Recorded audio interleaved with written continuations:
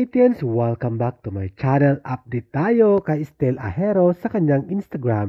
Ito nga nagpost si Estel ng pagkain niyang paborito na pansit canton. Kahit mayaman na, kaya nang bilhin ang mga pagkain mamahalin at masarap, hito pa rin kumakain pa rin si Estel ng pansit canton na simpleng buhay.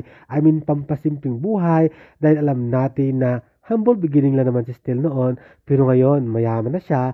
Kaya nang bilhin ang mga pagkain mamahalin, subalit mas pinili niyang kumain ng pancit canton dahil ito ang paborito niya.